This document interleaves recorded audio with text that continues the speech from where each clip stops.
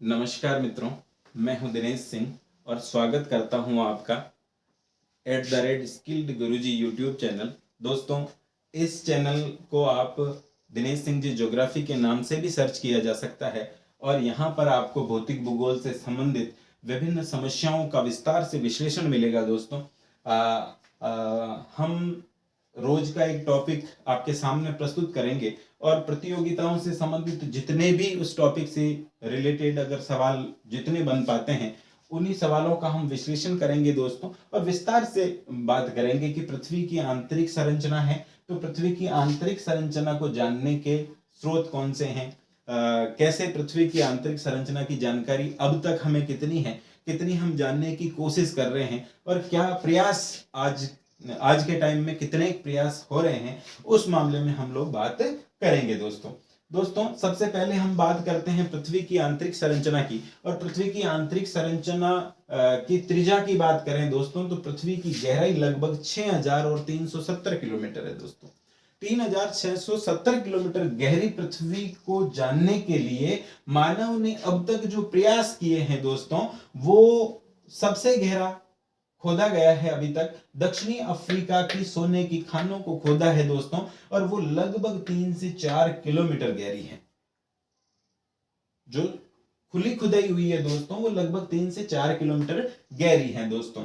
उसी प्रकार अगर हम प्रभेदन की बात करें यानी ड्रिलिंग की बात करें दोस्तों, हमने जमीन में होल किया है, ड्रिल कर करके हम लोगों ने खुदाई की है।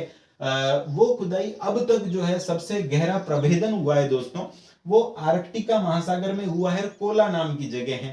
तो कोला नाम की जगह पर अब तक हम 12 किलोमीटर गहरा जो है ड्रिलिंग कर पाए हैं दोस्तों। तो सीधी सीधी बात करें तो मानव के पास खुद की प्रत्यक्ष जानकारी की बात करें तो वो अधिकतम 12 किलोमीटर की गहराई तक नीचे पहुंच पाया है दोस्तों। उसके नीचे आज तक अभी तक खुदाई नहीं हुई है। अब बात करते हैं कि खूब सारे वैज्ञानिक जो है इस प्रमाण को जुटाने में लगे हुए हैं कि पृथ्वी का आंतरिक संरचना कैसी रही होगी और अब कैसी है। इस मामले में प्रत्यक्ष जानकारी के लिए बहुत सारे ऐसे जो है समुद्री प्रभेदन तकनीक के माध्यम से आज भी वैज्ञानिक प्रयासरत है कि पृथ्वी की आंतरिक संरचना के बारे में सटीक और शुद्ध जानकारी आपको दे सके। अब तक जो जानकारी हमारे पास उपलब्ध है दोस्तों, वो जानने के स्रोतों पर निर्भर करती है कि बहुत सारी ऐसी चीजें हैं दोस्तों जिनको देखने से ये पता चलता है। वैसे तो दोस्तों ये पृथ्वी की आंतरिक संरचना का अध्ययन जो है वो भूविज्ञान में किया जाता है, लेकिन क्योंकि हमारे भूगोल में हम लोग ऊपरी धरातल का अध्ययन करते हैं और ऊपरी धरातल का संबंध आंतरिक संरचना से बहुत गहरा और घनिष्ठ संबंध होता है, और आंतरिक संरचना से गहरा संबंध होने के कारण ये वाला जो टॉपिक है वो भूगोल में बहुत अच्छी तरह से पढ़ाया जाता है और इसको भूगोल का मूल मानते हैं। दोस्तों, बात करते हैं जानने के स्रोतों की। तो पृथ्वी के जानने के मुख्य रूप से दो स्रोत हैं दोस्तों। एक तो अप्राकृतिक स्रोत होते हैं दोस्तों और एक प्राकृतिक स्रोत होते हैं दोस्तों, है ना। एक अप्राकृतिक और दूसरा प्राकृतिक स्रोत होते हैं। बात करते हैं अप्राकृतिक स्रोतों की। तो सबसे पहले हम बात करते हैं दोस्तों घनत्व की, और हम लोग बात करते हैं घनत्व की कि दोस्तों जैसे जैसे हम पृथ्वी की ऊपरी धरातल से खोदते हुए नीचे की तरफ जाते हैं या पृथ्वी के ऊपरी धरातल से जैसे जैसे हम नीचे की ओर जाते हैं दोस्तों, घनत्व में परिवर्तन देखने को मिलता है दोस्तों। जब घनत्व में परिवर्तन देखने को मिलता है, इससे यह अंदाजा लगता है कि हाँ, पृथ्वी का कोर भाग कठोर रहा होगा। देखिए दोस्तों, सबसे पहले हम ऊपरी भाग से जैसे जैसे हम नीचे की तरफ जाने की कोशिश करते हैं दोस्तों, तो ये सबसे ऊपरी जो धरातल है, सबसे ऊपरी धरातल है, इसका घनत्व होता है लगभग 2.7 घनत्व होता है दोस्तों। लेकिन जैसे जैसे हम नीचे की तरफ जाते हैं तो इसकी धरातल की ऊपरी परत में ही इसमें परिवर्तन देखने को मिल जाता है दोस्तों, और इसमें लगभग 2.7 से वैरी करता हुआ 2.9 और कभी कभी 3 तक हो जाता है। ठीक है। उसके बाद जब मेटल भाग की तरफ आते हैं और अंदर की आते हैं, मेटल में घुसते हैं, अंदर की ओर जाते हैं, तो इसका घनत्व औसत चलता है दोस्तों 5.5 के आसपास चलता है। और जैसे जैसे नीचे जाते हैं घनत्व बढ़ता हुआ नजर आता है अपन को, और जैसे ही हम कोर भाग में प्रवेश कर जाते हैं तो कोर भाग का घनत्व बढ़ करके दोस्तों 11 से लेकर के 13 के बीच में हो जाता है। 11 से लेकर के 13 के बीच में हो जाता है। तो ऊपरी धरातल का जो घनत्व है वो 2.7 से वेरी करता हुआ 2.9 हो जाता है। 2.9 से कभी कभार 3 तक हो जाता है। कि अगर ऊपरी धरातल की चट्टानें अगर किसी आग्नेय चट्टान से बनी हुई है तो आग्नेय चट्टानों का घनत्व जो ज्यादा होने की वजह से जो है यहाँ का घनत्व कहीं कहीं पर 2.9 और 2.9 से 3 तक हो जाता है। और मेटल भाग का घनत्व औसत घनत्व 5.5 के आसपास रहता है। जैसे जैसे गहराई में जाते हैं घनत्व बढ़ता जाता है दोस्तों, और पृथ्वी के कोर भाग में जाने पर इसका घनत्व बढ़कर के 11 से 13 के बीच में हो जाता है दोस्तों। इससे यह अंदाजा लगता है दोस्तों कि पृथ्वी का कोर भाग है, यानी कि पृथ्वी का केंद्र भाग है, कोर भाग है, वो कठोर अवस्था में होना चाहिए। इसका अंदाजा हम ऊपर बैठ करके लगा सकते हैं। हम घनत्व में अंतर नाप लेते हैं, अंतर नाप करके हम लोग अंदाजा लगाते हैं दोस्तों कि पृथ्वी का कोर भाग कठोर होना चाहिए। तो ये घनत्व का मामला था। घनत्व से हम लोग ये पता करने की कोशिश करते हैं। दूसरी बात करते हैं दोस्तों दबाव की। दोस्तों दबाव होता क्या है दोस्तों, प्रति वर्ग किलोमीटर क्षेत्रफल पर पड़ने वाले भार को दबाव कहते हैं। प्रति किलोमीटर क्षेत्रफल पर पड़ने वाले भार को हम लोग दबाव कहते हैं दोस्तों। और ये दबाव जो है उस परिस्थिति पर निर्भर करता है कि ऊपर का धरातल उसका कैसा है। अगर ऊपर का धरातल कोई चट्टानी धरातल है तो दबाव ज्यादा पड़ेगा दोस्तों, और अगर कोई दुर्बल धरातल बना हुआ है, मिट्टी का धरातल बना हुआ है, तो उसका दबाव कम पड़ेगा दोस्तों। तो ये दबाव भी ऊपर के धरातल पर निर्भर करता है। और जैसे जैसे हम ऊपर से नीचे की ओर दबाव बढ़ता जाता है दोस्तों, तो दबाव बढ़ने के कारण चट्टानें सिकुड़ने लगती है, और चट्टानें जब सिकुड़ेगी तो इसके घनत्व में भी परिवर्तन होने लगता है, और दबाव के कारण चट्टानें कठोर होती जाती होगी। तो इससे भी ये अंदाजा लगता है कि पृथ्वी के जैसे जैसे हम कोर भाग की ओर जाते हैं वैसे वैसे चट्टानों में कठोरता की स्थिति बन जाती है दोस्तों, और चट्टानें कठोर होती जाती है दोस्तों। तीसरी बात करते हैं दोस्तों तापमान की। दोस्तों जैसे कि हम सामान्य धरातल के तापमान की बात करते हैं, तो हम ऊंचाई की ओर जैसे ही 165 मीटर की ऊंचाई पर 165 मीटर की ऊंचाई पर जाने पर ऊपर से तापमान 1 डिग्री सेंटीग्रेड कम हो जाता है दोस्तों। उसी प्रकार अगर हम पृथ्वी के नीचे की ओर जाते हैं तो पृथ्वी में गहराई की ओर जाने पर 32 मीटर की गहराई पर जैसे ही हम जाएंगे दोस्तों, तो 1 डिग्री सेंटीग्रेड तापमान आपको बढ़ा हुआ मिलेगा। तो इस रूप में अगर हम देखें कि अगर हम लोग 32 मीटर की गहराई पर तापमान 1 डिग्री सेंटीग्रेड बढ़ जाता है, तो अंदाजा लगाओ दोस्तों लगभग 6370 किलोमीटर की गहराई में अगर हम लोग जाएंगे तो तापमान कितना बढ़ जाएगा। यही कारण है दोस्तों कि हम अधिकतम प्रभेदन भी 12 किलोमीटर तक की गहराई कर पाए हैं, क्योंकि इससे अधिक गहराई पर जाने पर तापमान इतना बढ़ जाता है कि कोई भी चीज जो है वो ठोस अवस्था में नहीं रह पाती और वो पिघल जाती है।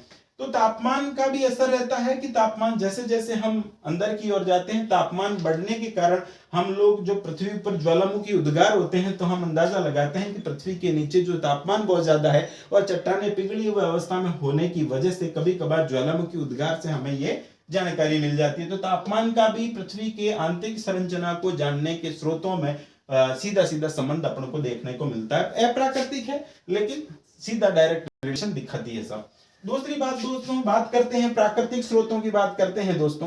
प्राकृतिक स्रोतों में हमें ज्वालामुखी उद्गार से जानकारी मिलती है। ज्वालामुखी उद्गार दोस्तों पृथ्वी में धरातल से लगभग 300 किलोमीटर से लेकर के 700 किलोमीटर तक की गहराई से अधिकतर ज्वालामुखी आ जाते हैं दोस्तों। इसके अलावा 2900 किलोमीटर तक की जानकारी हमको यहां से देखी जा सकती है। दूसरी बात ये डायरेक्ट स्रोत है दोस्तों। ज्वालामुखी फटेगा, फट करके जब लावा बाहर आ जाएगा और बाहर आ जाएगा तो हम किसी चट्टान को ले लेंगे और प्रयोगशाला में जाकर के टेस्ट कर लेंगे कि ये चट्टान कैसी रही होगी। तो उससे अंदाजा लग जाता है कि पृथ्वी की आंतरिक संरचना किन किन धातुओं से किन किन चट्टानों से मिलकर के बनी हुई है। तो सीधा सीधा स्रोत ये भी है दोस्तों, है ना। इसके अलावा बात करते हैं दोस्तों भूकंप की बात करते हैं। और भूकंप की बात करते हैं दोस्तों तो भूकंप पृथ्वी के कोर भाग से उत्पन्न होता है और बाहर तक आता है दोस्तों। तो ये पृथ्वी के केंद्र से लेकर के धरातल तक की जानकारी हमको उपलब्ध करवाता है। तो अगर हम बात करें कि पृथ्वी की आंतरिक संरचना में सबसे ज्यादा योगदान किसी का अगर है तो सीधी सीधी बात है भूकंप की जानकारी हमें मिलती है, तब हमें सीधी बात जानकारियां मिलती है दोस्तों। तो भूकंप बेसिकली भूकंप जो है 3 तरंगें उत्पन्न करता है दोस्तों। भूकंप की 3 तरंगों में सबसे पहली तरंग पी तरंग होती है दोस्तों। पी तरंग या प्राथमिक तरंग होती है दोस्तों, और एक एस तरंग होती है और एक एल तरंग होती है दोस्तों। होता यह है दोस्तों कि पी तरंग सबसे तेज, सबसे पहले पहुंचने वाली, सबसे ज्यादा स्पीड वाली तरंग है दोस्तों। तो ये तीनों ही भागों से गुजर करके ऊपर तक आ जाती है, तो हमें पृथ्वी के कोर, मेटल और क्रस्ट की जानकारी देते हुए आती है दोस्तों। इसके अलावा एस तरंग एस आकार में चलती है दोस्तों, और इसी वजह से जो है ये तरंग ठोस, द्रव और गैस, ये तो ठोस, द्रव और गैस तीनों में ही चल लेती है, लेकिन एस तरंग जो है वो द्रव्य भाग को पार नहीं कर पाती दोस्तों। और ये द्रव्य भाग को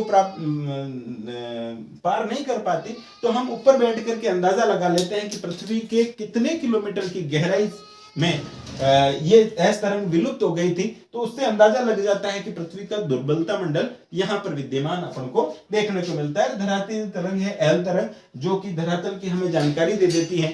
तो पी तरंग, एस तरंग और एल तरंग के माध्यम से हम लोग पृथ्वी की आंतरिक संरचना की जानकारी जुटाने में कामयाब हो रहे हैं। और अब तक की हमारी जो जानकारियां हैं दोस्तों, वो इन्हीं के आधार पर बनाई गई है, और इन्हीं यही प्रमाण है हमारे पास दोस्तों। आणविक तत्व भी है, भूतापीय स्थिति और आणविक तत्व। उल्कापात जिसको हम बात करें, तो उल्कापात जब भी टूट करके नीचे पृथ्वी तक पहुंचता है, तो उसको भी हम लोग लैब में टेस्ट कर करके पता करने की कोशिश करते हैं कि किस प्रकार की जो चट्टानें हैं वो उसमें उपलब्ध है, क्योंकि ये पूरी की पूरी पृथ्वी कहीं ना कहीं किसी न किसी से आपस में एक दूसरे को रिलेट करती है, एक दूसरे का जुड़ाव रखती है दोस्तों।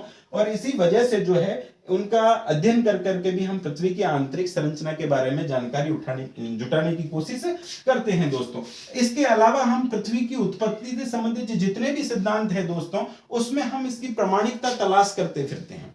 यानी कि पृथ्वी की उत्पत्ति से संबंधित जितने भी सिद्धांत हैं दोस्तों, जिसकी हम आगे चर्चा करेंगे, उसमें भी पृथ्वी की आंतरिक संरचना की जानकारी के साक्ष्य हमें उपलब्ध होते हैं। तो मुख्य रूप से हम बात करें दोस्तों कि अब तक की जानकारी में दक्षिणी अफ्रीका में हमने खोदा 3 से 4 किलोमीटर गहरा, और सबसे गहरा प्रभेदन हमने किया वो लगभग 12 किलोमीटर गहरा किया है। और इसका जो अध्ययन है वो भूगर्भ विज्ञान में करते हैं, लेकिन दोस्तों क्योंकि हमारी भूगोल में ऊपरी धरातल का अध्ययन करते हैं और इसका सीधा संबंध आंतरिक संरचना से होता है, इसीलिए हम भूगोल में इसका घनिष्ठ संबंध बता देते हैं। इस अध्याय को हम लोग पढ़ते हैं दोस्तों।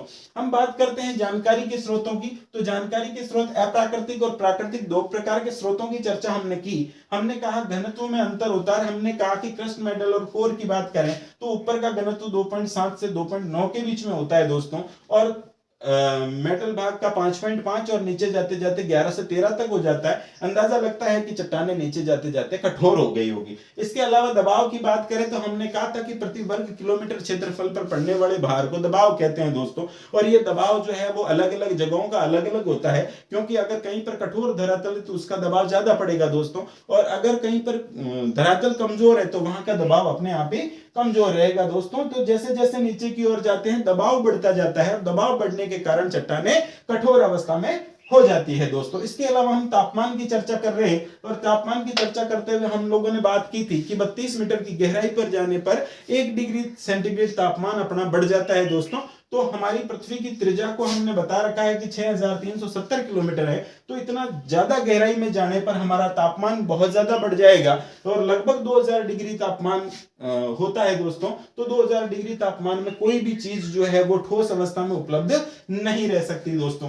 तो इसी वजह से हमें पृथ्वी में डायरेक्ट तरीके से कोई जानकारी नहीं है, हमारे पास अप्राकृतिक और प्राकृतिक स्रोतों पर निर्भर करना पड़ता है, और इन्हीं से हम लोग ये तय करते हैं कि पृथ्वी की आंतरिक संरचना कैसी रही होगी। अब आंतरिक संरचना के स्रोत जानने के बाद में हम पृथ्वी की आंतरिक संरचना की परतों के बारे में विश्लेषण करेंगे। ये परतें हम अगली क्लास में पढ़ेंगे दोस्तों।